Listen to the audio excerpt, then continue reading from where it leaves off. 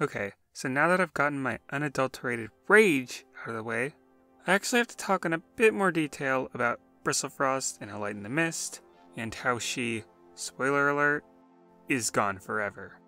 4 minutes was not enough time, especially when my focus was mostly on criticizing it.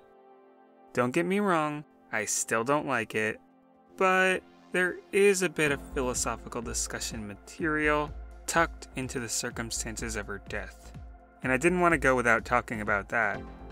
Just a fair warning if you hate pretentious existential philosophy talk that doesn't make sense, you're gonna hate this video. But this book just presents us with a situation that can easily lead into such a discussion, and it interests me, so I want to talk about it. If you don't like it, don't watch. That's all. There's a huge plot point that I didn't elaborate on previously because I wanted to save it for its own video. Bristlefrost's vision. Right as Bristlefrost is sinking into the water, something happens. Here is the direct quote. Thoughts of Rootspring filled her mind. He was pressing beside her beneath the spreading willow, the warmth of him seeping into her fur. Was it a dream or a memory? She couldn't tell.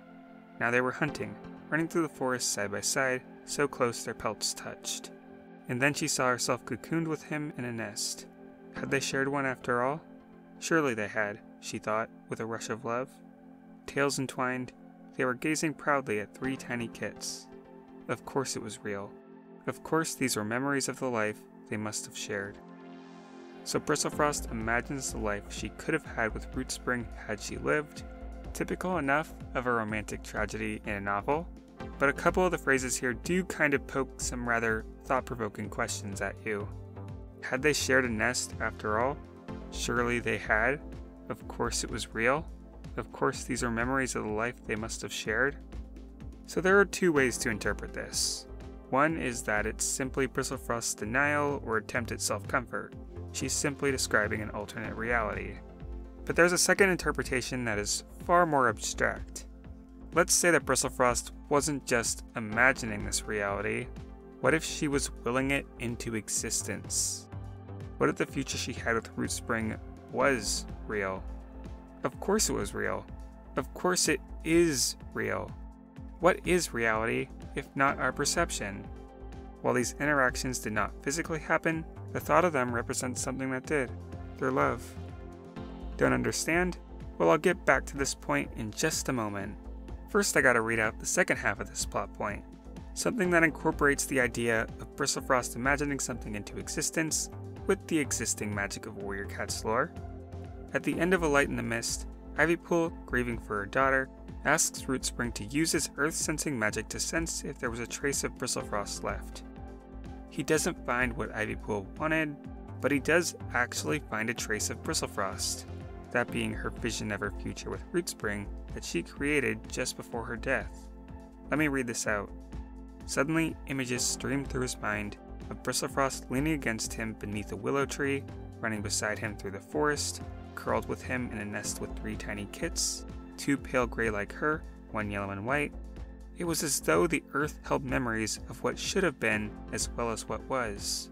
Or perhaps it was simply showing him what he'd hoped for with all his heart. The assumption the reader makes here is that Bristlefrost's memory was so strong that it became part of the Earth's energy, something that Rootspring could pick up with his power. So while Rootspring isn't able to draw the connection, we, knowing Bristlefrost's thoughts, are. So remains the question.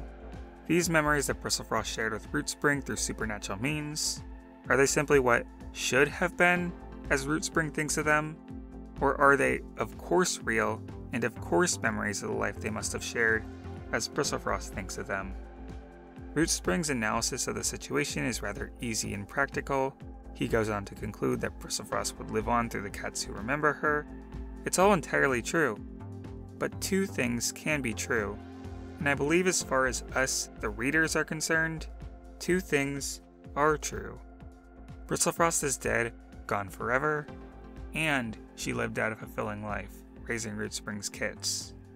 Both Bristlefrost and Rootspring show fierce attachment to the idea of them raising kits. Who's to say it didn't happen? It's in the past, is it not? Do any of the cats in the Warrior Cats universe have a time machine to go check for sure whether it happened or not? They don't? Well, they'll have to rely on memory then. And the memory made by Bristlefrost is of love and kits. We may think of reality as what we touch, what we see, but that's not true. Reality is what we think, what we perceive. We are able to touch and see, but only with thought does that ever mean anything. Okay, so at this point you may be thinking I completely lost it. So how about I explain in a way that's a little less abstract?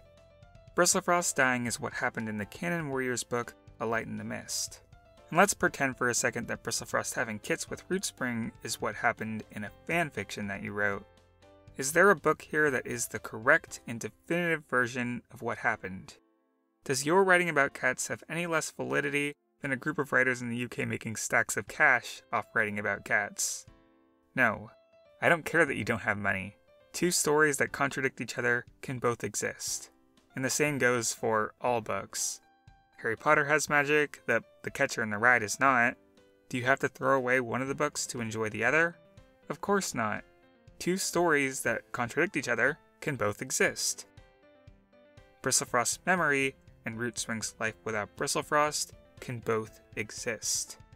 What if you read A Light in the Mist and stopped before reading chapter 19 and died without ever reading that far?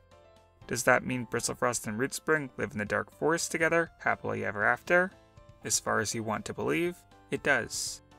The reality in a book series only extends as far as our imagination and perception, and the same goes for the reality within a character of a book series, and the reality within a person in real life. Our perceptions are constantly changed, contradicted, reevaluated, and at the end of the day, at the end of our lives, what we decide to think and what we choose to believe is the only truth we know. So Bristlefrost commits herself to believing that her future with Rootspring did happen, that her kits did happen. That is her truth. Rootspring keeps such thoughts to wishful thinking. He accepts a life that he will live without Bristlefrost. That is his truth. As the reader, you may or may not accept these as part of your truth. You may even imagine the two cats as having different feelings or never loving each other to begin with. Interpretation can have a lot of foundation, or it can be entirely baseless sometimes. From our perspective, it's a huge leap for Bristlefrost to think she actually had kits. Interpretation is a rather individual experience, and no two individuals will ever share that same experience, nor can we understand exactly how another person sees the world. So yeah, that concludes my ramblings. I recognize that my interpretation is a little out there, but I guess that kind of fits with the message of the video, that everything is super confusing when you really think about it. Alright, bye everyone!